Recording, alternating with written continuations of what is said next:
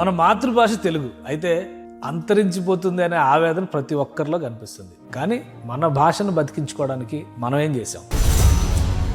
అలాంటి సమాధానం కనుక్కునే ప్రయత్నమే ఒక ఎన్ఆర్ఐ చేశారు. పిల్లలు భాష నేర్చుకోవటం ఇష్టపడట్లేదు, చాలా కష్టంగా ఉంది, స్కూల్కి వెళ్తే భాష మా మీద రుద్దుతున్నారని ఒక దీంతో పిల్లలు నేర్చుకోవటం మానేశారు.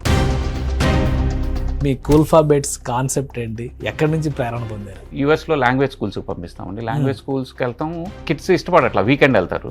సో మా కిడ్స్ కూడా ఒక వారం వెళ్ళము అని మారం చేసి, డాడీ మీరు యాప్ చేయొచ్చు కదా అన్నారు. సో అబ్జర్వ్ చేస్తే అప్పుడు ఐడియా వచ్చింది.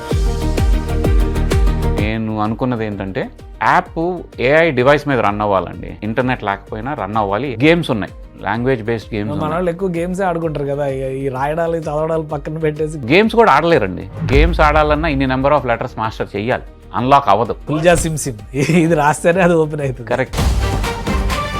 మీకు అసలు రెస్పాన్స్ ఎలా వచ్చింది? పేరెంట్స్ కాల్ చేసి, ఇప్పుడు దాకా నా కిడ్స్ ఫోకస్ పెట్టలేదు, డిజిటల్ డివైసెస్ వాడుతున్నారు, డిస్ట్రాక్ట్ అవుతున్నారు పిల్లలు, కానీ ఫస్ట్ టైం మేము గేమిఫై చేసామంటే యాక్యురసీ ప్రిడిక్షన్ మనం రాస్తామంటే మనకే 85% బాగా రాశాను అనుకోవచ్చు, ఇంకా బాగా చేయాలి అని గేమిఫికేషన్ తోటి చూసేసరికి కిడ్స్ ఏమవుతున్నారంటే యాప్ మీద కూర్చుంటున్నారని ఫీడ్బ్యాక్ వచ్చింది. మెయిన్ థింగ్ ఏంటంటే మనం వాళ్ళ టైంని డిజిటల్ డివైసెస్ వాడినప్పుడు మిగతా చేయకుండా ఒక గేమ్ ఆడుతున్నట్టు లాంగ్వేజ్ నేర్చుకుంటే ఎలా ఉంటుందని ఒక కాన్సెప్ట్ తోటి ఈ యాప్ అండి.